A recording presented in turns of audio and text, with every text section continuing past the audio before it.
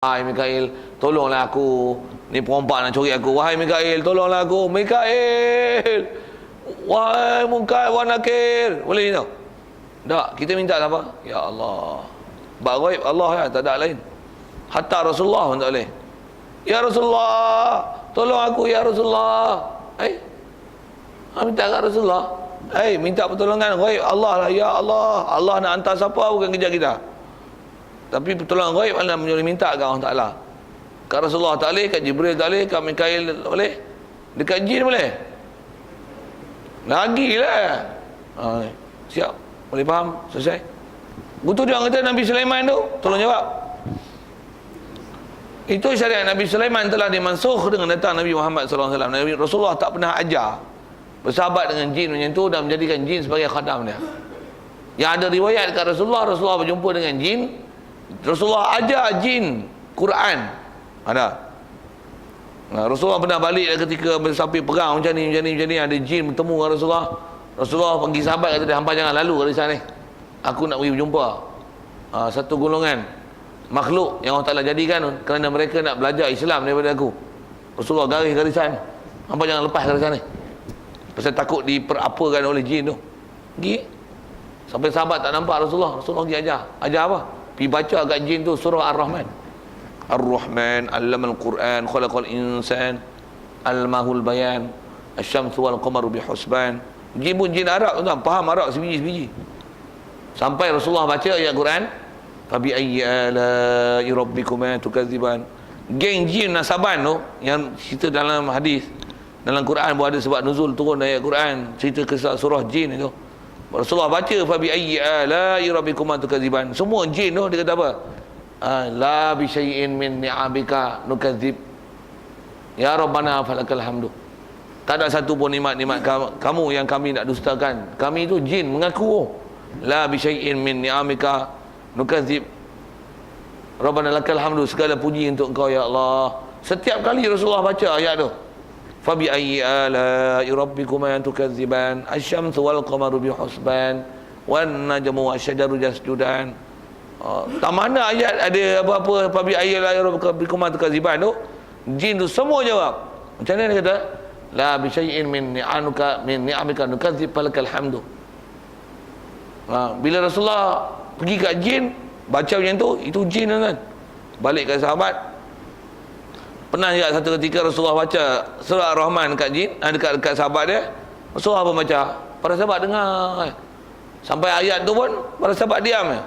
Fabi ayyi ala'i rabbikuma tukadziban. Habis Rasulullah baca habis. Tabarakas murabbika zil jalali wal ikram. Rasulullah kata, aku pernah pergi pada satu kaum yang mereka itu nisbah lebih baik daripada kamu jawapan bila aku baca ayat surah ni. Para sahabat tercengang. Siapa lagi Rasulullah? Orang yang ada keliling kami, kelilingmu ya Rasulullah, kami ni Abu Bakar ada situ, Umar ada situ, Uthman ada situ. Rasulullah kata, orang tanya, ya siapa mereka tu ya Rasulullah? Itulah golongan jin Nasaban, kata dia, yang bila aku baca kat surah Ar-Rahman, setiap kali aku sampai ayat Fabi ayyi ala'i rabbikuma tukadziban, semua mereka menjawab la bi syai'in min ni'amika nukadzib falakal hamdu. Ayat tu yang sunat kita baca. Pasal asalnya jawapan jin bila Rasulullah sebut, jadi sunat baca jawab perkataan itu. Bila setiap kali kita membaca surah Ar-Rahman di situ, baik dengan imam baca ataupun kita baca. Selalu kita dengar alaihissallahu bi ahkamil hakimin. Ada jawab. Macam mana? Bala wa ana ala zalika minasyahidin. Faman ya'tikum bima'in ma'in. Allahu Rabbul Alamin. Suruh jawab tu, ada kaedah jawab tu. Kena belajar elok-elok mana-mana ayat Quran suruh jawab tu. Ataupun sebut innalil muttaqina mafaza, kan cerita syurga kan. Cerita syurga buat apa? Allahumma inna nas'aluka waridhaka, Allahumma inna nas'aluka ridhaka wal jannah, nas'aluka al jannah. Suruh doa tu. Inna jahannama kanat mirsada, na'udzubika ya Allah minan sakhatika wa minan nar. Suruh doa. Macam mana pun nak cerita jawab-jawab lah sikit tu. Apa asal cerita apa?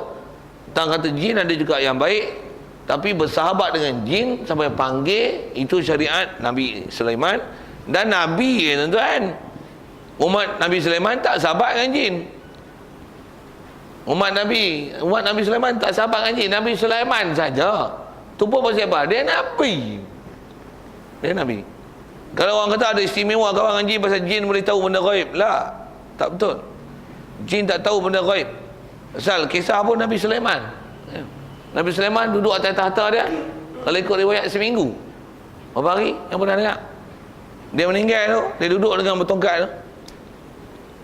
Rupanya dia meninggal seminggu lah. Setengah riwayat saya tak ingat berapa-berapa tu, tapi tak ingat dalam kepala ni, tak ingat seminggu lah. Dan dia meninggal tu, jasad Nabi tak busuk, tuan-tuan. Dia duduk atas tahta dia, jin-jin duduk sangka Nabi Sulaiman masih hidup. Apa yang menyebabkan orang tahu kata dia meninggal? Orang pun tak berani jumpa Nabi Sulaiman pasal dia ada bilik khas dia, bilik ibadat dia. Pula tu bukan jenis orang hoha yang kita pergi jumpa dengan orang. Dia sia-sia banyak masa dia khulwat, ibadat dengan Allah Ta'ala, berzikir, bertasbih. Dia punya pekerja semua dah siap, semua dah siap dah. Orang ni kerja apa, orang ni kerja apa. Dia duduk dalam sana, zikir. Duduk atas tahta je tu. Orang duk sangka dia hidup lagi. Siapa yang menyebabkan, apa-apa yang menyebabkan dia boleh, orang semua boleh tahu, manusia tahu, jin pun baru tahu, kata meninggal. Anak-anak yang makan tongkat dia, hatta takulul ardu min sa'atah. Baca lajak-lajak mulut yang tu, sehingga anak-anak yang makan tongkat dia. Anak-anak yang makan tongkat dia lah, patah kan, betul? Kalau jin boleh tahu benda gaib, tentu dia tahu Nabi Sulaiman yang mati, tapi tak tahu. Jadi kata jin boleh tahu benda gaib, tak ada. Tuan-tuan hilang duit, jangan pergi jumpa Tok Umar, merepek. Tok Umar tu kawan dengan jin, jin tahu benda gaib. Kalau jin tahu benda gaib, pergi kawan dengan jin, semua bagi jin jadi spy kan, boleh. Nah, ya dah, tak ada. Jin yang saya jumpa pun, saya pernah tanya mereka hak tu. Sikit saya sebut tu. Saya tanya kat dia, adakah golongan tuan hamba pernah boleh mengetahui perkara-perkara gaib? Dia dengar tu, dia senyum. Dia kata apa tuan nak dengar? Saya guna bahasa dia, saya guna bunyi kuasa kasar tu, bunyi pengalaman saya pernah jumpa jin cakap macam tu lah. Dia kata apa? Sekiranya golongan kami boleh mengetahui perkara-perkara gaib, golongan kami yang beriman, nescaya tidak akan membenarkan perkara-perkara yang jahat ini berlaku di kalangan manusia.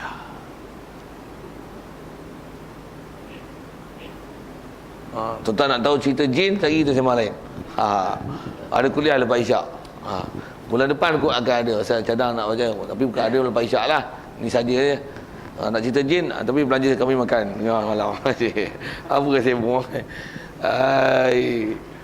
Nak cerita tentu sikit. Asal cerita jin tu, nak kata apa? Bahawasanya kalau ada orang berhujah berkawan dengan jin, itu adalah salah, tak betul. Pasal itu adalah syariat Nabi Sulaiman AS. Rasulullah tak diajar itu. Ada juga orang hujah gini, kata dia, tak apa kita kawan dengan jin, pasal jin pun jin Islam, kita boleh suruh dia untuk taat, pasal jin tu baik, jin Islam, tak apa kita berkawan dengan dia. Kata dia pasal dia bujah gini. Kan Nabi SAW pernah kena sihir, yang turun surah 3 kul tu, Qul huwallahu ahad, Qul a'udzu falaq, dengan Qul a'udzu binas, surah Ikhlas, surah Falaq dan surah An-Nas tu. Dengan tu barulah terlepas ikatan-ikatan yang disihirkan pada simpulan tali yang simpan dalam telaga. Okey. Dia ambil hujah macam mana? Kata dia, kerana apa yang disihir itu, kata dia tidak akan hilang sihir itu, melainkan dengan dibuang tali yang disihir oleh Lubaid Al-Asam, tak silap saya nama dia, tukang sihir tu. Kalau diangkat tali dan dibukakan simpulan tu, barulah Rasulullah lepas daripada gangguan sihir yang telah disihir kepada Rasulullah tu. Jadi dia kata apa? Oleh kerana sihir tu takkan hilang, mesti melainkan dengan diambil dan dibukakan tali itu, menunjukkan bahawasanya boleh kita minta bantuan ghaib, yang apa-apa gangguan di kalangan kita, gangguan itu takkan hilang melainkan dengan pergi buang pada sihir tu, dengan kita minta makhluk ghaib untuk menghilangkan benda-benda sihir tu, pasal kita tak tahu di mana. Pasal yang mengambil tu adalah malaikat. Jadi tak salah kita menggunakan khidmat orang beriman untuk membuang perbuatan-perbuatan sihir ni, supaya gangguan sihir tak kena kat kita. Sekali dengar okey tak? Macam okey tak? Dengar saya nak kelahi. Salah tu cara hujah tu. Yang angkat pun, yang buang sihir tu tuan-tuan Jibril. Tak apalah tanya Jibril tu. Nabi Muhammad suruh ke? Oi Jibril, aku kena sihir ni. Kau pergilah cari. Jangan duk sihir aku ni. Pergilah cari dia orang tanam apa-apa ni. Tolonglah lepaskan aku daripada kena sihir. Ada Rasulullah itu? Tak. Rasulullah buat apa? Turun wahyu suruh Rasulullah baca. Rasulullah baca, minta tolong kat siapa? Allah. Sebabnya atas baca ayat Quran 3 kul itu. Untuk siapa pergi ambil? Jibril yang pergi ambil. Nabi Muhammad suruh? Tak. Kerja ambil benda-benda ghaib ni bukan kerja kita dan bukan suruhan kita. Kerja kita minta kat Allah Ta'ala. Sabab bagi sabab ghaib penting, minta kat Allah Ta'ala. Kerana disebut baca Quran ke, amalan ke, ada hisin, ada khusus-khusus macam-macam amalan-amalan yang disuruh kita baca dan jadikan wirid. Jadi halangan kita supaya tak kena gangguan makhluk halus ni. Ni sebab baca, kita baca tetap hati minta kat Allah Ta'ala, tawajuh dengan Allah Ta'ala, akidah bagi betul. Bahkan orang kena gangguan lagi kuat, dia kena minta pada Allah Ta'ala. Allah akan buatlah ikut siapa yang dia nak suruh untuk hilangkan gangguan tu daripada kita. Menghilangkan gangguan, pergi ambil, buang benda-benda yang orang bertanam dalam rumah ke, sihir ke apa, itu kerja kita. Dan kita tak ditaklif untuk pergi suruh pergi kawan dengan jin, suruh jin pergi buang. Tak ada. Tak ada. Orang berhujah itu salah. Pasal Rasulullah tak pernah minta daripada malaikat. Malaikat pun dia tak pernah minta.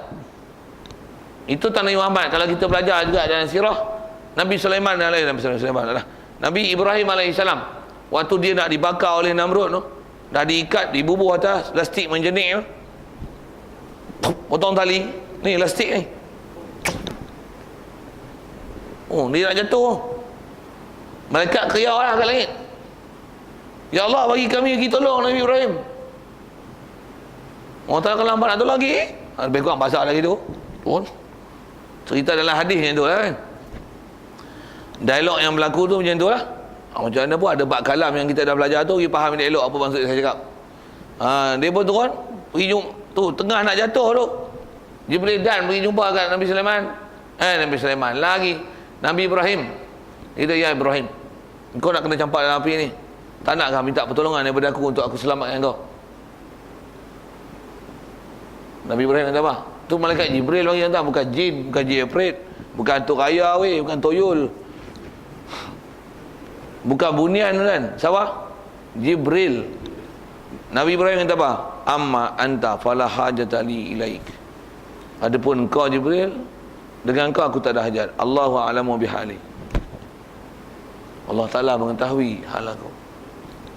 Itu yang Allah Ta'ala perintahkan, ya naru. Ni orang akidah tinggi kan. Itu yang kita belajar lepas. Nabi dengan Rasul dengan malaikat, siapa tinggi iman, siapa tinggi, siapa duduk ranking tinggi? Jawab gelak. Satu tinggi siapa? Takwa lah kata tu. Dengan malaikat tak minta tolong, tak ada hajat tu. Kalau kita tuan-tuan, malaikat mai macam mana? Mujur lambat mai. Itu muka sekupang kita tuan-tuan. Nabi Rasul macam mana? Tak ada sikit pun. Kau dengan kau, wa amma anta fala hajata li ilaik. Allahu a'lamu bihali. Allah lagi tahu hal aku. Aku tak payah minta, dia tahu hal aku. Aku Nabi dia, aku Rasul dia.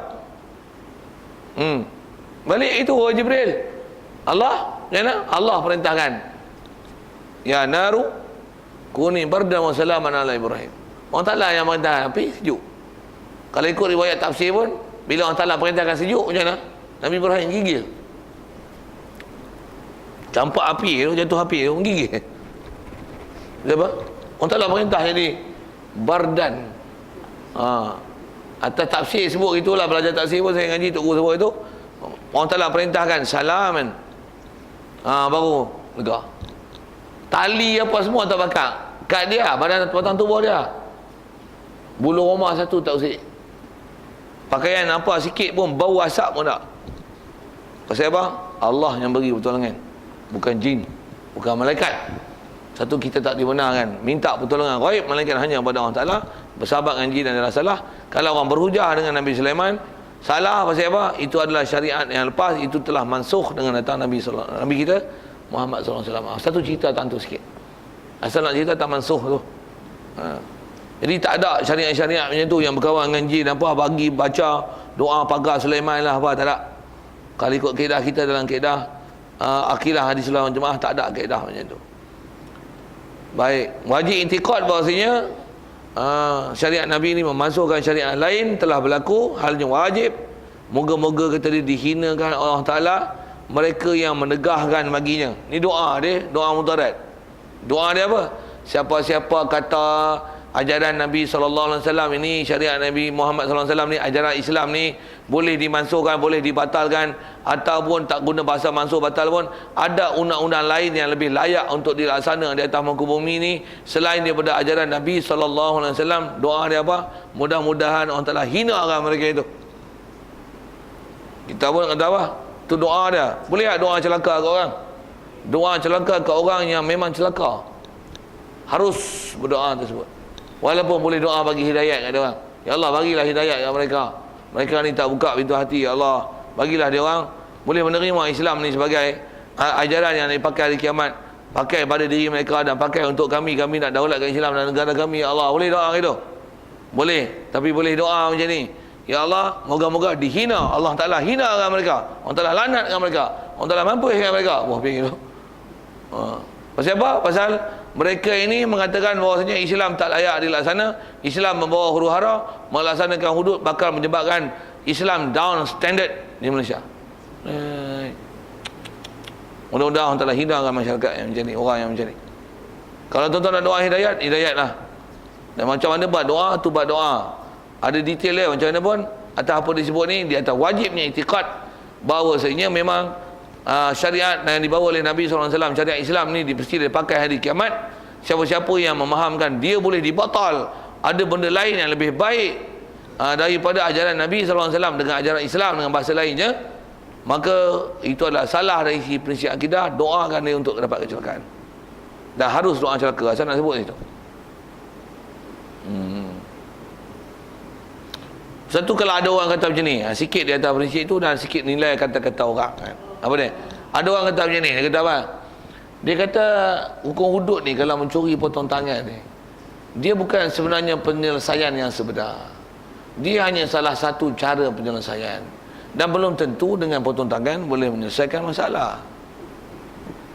Tuan-tuan dengar macam mana? Okey tak? Dengar? Tuan-tuan itikad macam tu, wajib syahadah lah ni tak? Kafir itikad itu. Saja saya nak tunjuk ke ayat tu dan nak tengok tuan-tuan yang kepala otak ke mana. Pasal apa kafir? Tuan-tuan jawab. Okay? Pasal tuan-tuan tak berpegang bahawasanya ajaran Islam adalah ajaran terbaik dan ajaran Islam menyelesaikan semua masalah. Pasal tuan-tuan kata potong tangan ni hanya sebahagian salah satu cara menyelesaikan masalah, dan belum tentu dengan potong tangan itu akan menyelesaikan segala masalah dalam bab ini. Siapa ajak cakap itu? Itu kafir ajak cakap itu. Orang kafir, orang tak beriman dengan Rasulullah, tak beriman dengan ajaran Nabi. Kita wajib i'tiqad dengan laksanakan Islam, itu sajalah kita akan selamat. Aslim taslam. You enter to Islam, you enter in Islam, that's the way you to be peace and freedom and naturality. Apa bahasa Allah? Masuk Islam selamat. Macam tu pun ada juga manipulasi bahasa. Sokong Islam mana selamat? Sokong tak selamat. Masuk Islam, jadi Islam, iktiraf Islam, wah selamat. Sikitlah isu tu. Pasal apa ni? Pasal nak sebut kita wajib iktikad bahawasanya syariat Nabi SAW mesti diiktiraf. Dia memasukkan hal lain, tidak akan ada apa-apa syariat yang boleh membatalkan syariat Nabi. Dan dengan itu juga memahamkan wajib iktikad syariat yang dibawa oleh Nabi SAW, dia pasti akan menyelesaikan sebarang masalah. Wajib iktikad. Satu, perjuangan Islam. Dan sebelum perjuangkan Islam dalam diri kita, isi Islam bagi elok, bagi benar. Pasal nak berjuang ke mana, kat kita pun tak ada apa lagi. Macam mana pun di atas kata matlamat, bubuh matlamat, kita mesti berjuang Islam, daulatkan Islam. Yang kalau orang tak mau, kita terpaksa tegakkan Islam. Kalau kita nak dibunuh pun, bunuhlah.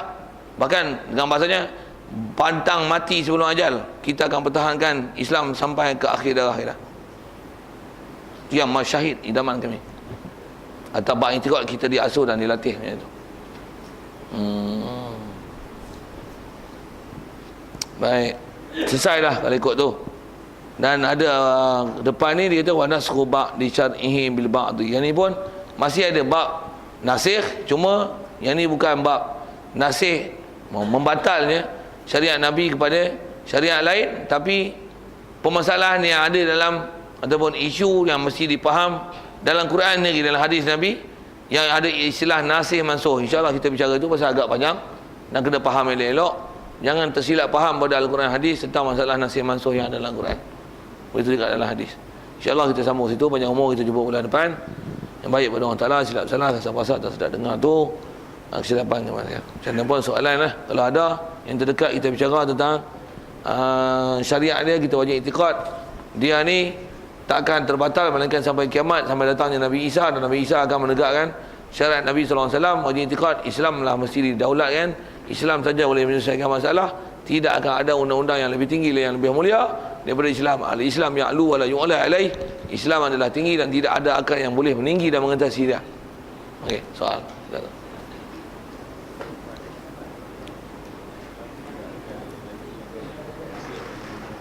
Ada ya.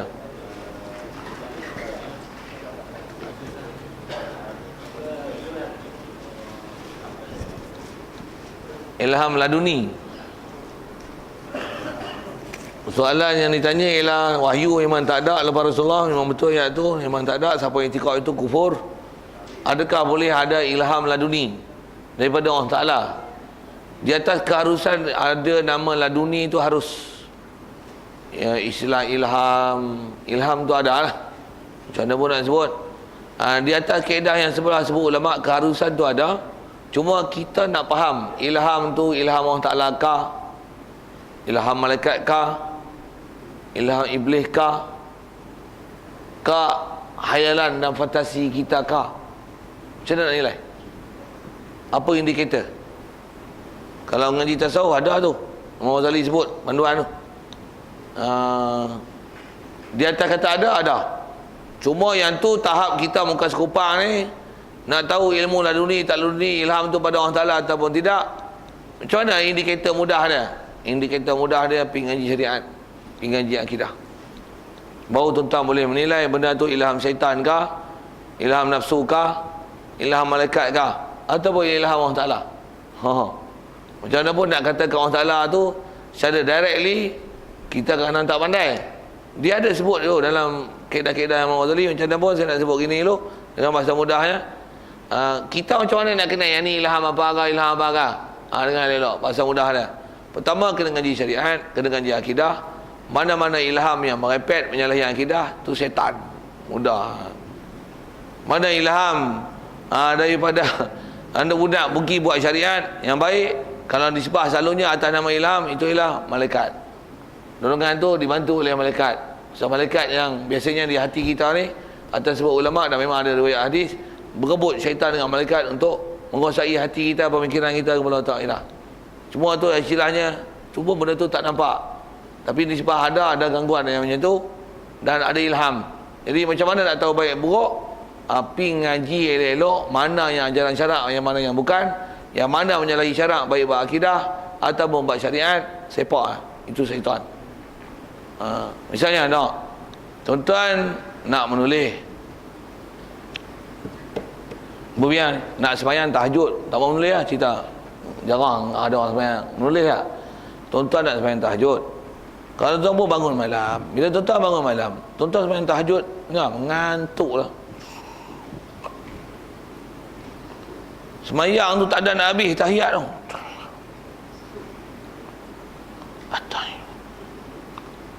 Tuan-tuan pun melengung macam mana nak boleh bangun tahajud kuat ni. Melengung. Ting. Lampu pula. Maksudnya dapat idea. Bukan keluar lampu. Apa dia? Try isap okok. Saja saya nak tunjuk tu tak ada gila tu, saya faham tu tak pandai tu kan. Boleh faham saya nak isyarat apa tu. Dia pun isap okok try sebatang. Cerah mata.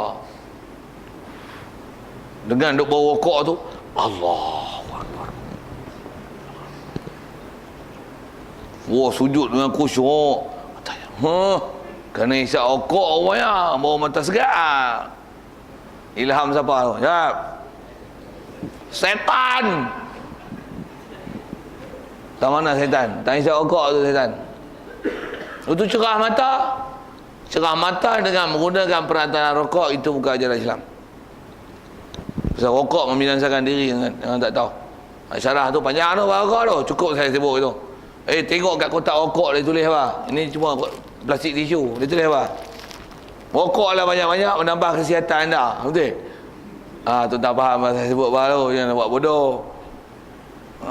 Benda tu memang dia kata tak elok. Tuan-tuan tak kata elok ke mana setan dengan malaikat. Jawab. Setan. Untuk macam mana? Cari cara lain untuk hilangkan ngantuk tu. Kurang makan. Tidur lagi cepat. Jangan duduk bedek Facebook sampai pukul 3 pagi. Sikit-sikit. Saya nak kata kat saya tu. Itu lah. Kaedah dah. Bukan kaedah dia dengan isyak okok tak betul. Yang tu kot nak sebut. Jadi saya nak sebut kaedah apa? Macam mana nak kenal malaikat kat setan lah? Tengok kajilah syariat. Tengok yang mana betul, yang mana salah. Tuan-tuan katalah macam ni. Pergi ngaji kat masjid, tidur. Tak jadi ngaji tidur. Macam mana ni?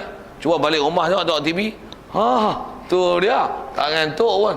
Duk dengar lagi ustaz tu ngajak. Speaker dia masjid luar. Baru tu baik ngaji dengar di rumah ya. Okey tak? Ilham setan ke ilham malaikat? Setan. Siapa setan? Tuan-tuan duduk rumah tak dengar mengajak memang dengar, tapi masuk sini keluar sini. Masuk sini keluar sini gagah-gagah lalu ke?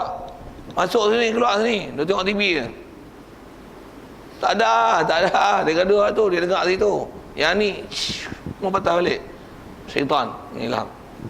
Mai sini walaupun hang tidur, baik hang duduk sini tidur. Tu malaikat tu. Tapi tidur tu tak malaikat lah. Tapi tuan-tuan duduk rumah dengar tu setan. Confirm je. Tapi duduk dengan tidur tu tak malaikat lagi. Jadi macam nak usaha bagi macam mana bagi naik taraf, upgrade dah. Saya nak sebut dengan mudah ya. Bagi faham mana yang malaikat, mana yang bukan. Mana yang iblis dan setan. Macam mana pun nak dakwah Allah Ta'ala, kena faham semua Allah Ta'ala. Yang memang directly Allah Ta'ala tu kadang-kadang kita tak pandai, tu sadut dakwah pelik-pelik bukan-bukan Ni ilham pada Allah Ta'ala ni, anti-sat. Jangan tu. Ni sat. Tak pandai lah, jangan tak simak tu. Itu kot. Wallahualam. Ada. Nabi apa? Zaman Nabi Allah Isa tu. Okey. Masa tu dikatakan ada datang seorang pembantu daripada Isa itu Imam Mahdi. Ya. Ini saya nak cerita. Apakah ini pemahaman ahli Syiah? Iaitu Imam Syiah kata dia Imam Muhammad